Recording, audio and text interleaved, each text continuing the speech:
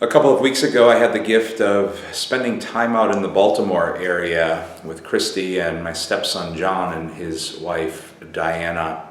We did lots of fun adventures throughout the week together. One of them was we decided to go to West Virginia and do some whitewater rafting on the Shenandoah River. And I'm a naturally cautious person. I have never done anything remotely close to whitewater rafting before. So I was incredibly grateful when this surprise, which it was to me, was sprung on me that there was going to be a guide in the raft with the four of us. Her name was Maria, and she was amazing, both her personality and her skill. And we had to spend some time in calm water first, just practicing together, paddling and listening to the commands that she was going to give us as we made our way down the river and through the rapids. And it was so important to build that trust. And needless to say, we made it down the river well, thanks to the fact that we had a guide like Maria. We would not have made it down the river well if we didn't have a guide. And the same goes for our lives. We don't make it well down the river of life without the gift of good and holy guides.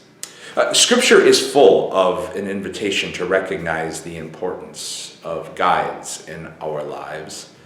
Verse 13 of Psalm 48 sings of God being a guide forevermore in our lives. Or I think of the high-level themes, especially in the Hebrew scriptures, of the people being invited to remember the past and their ancestors. Not just to remember, but to use the experience in the lives of their ancestors as guides for the people as they made their way through an uncertain present and future.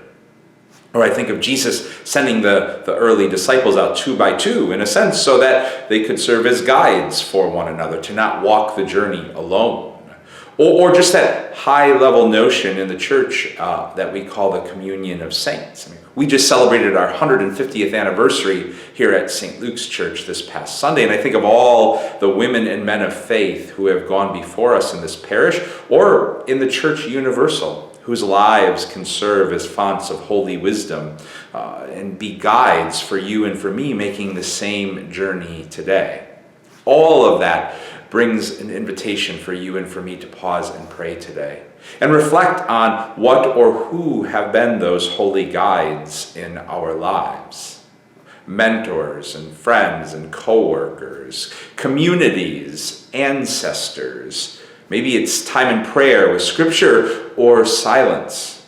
And ultimately savor the gift that there are plenty of guides. There's plenty of wisdom and grace willing and wanting to guide us as we make our way down the river of life, if we only allow it into our boats. God's peace and blessings to you all.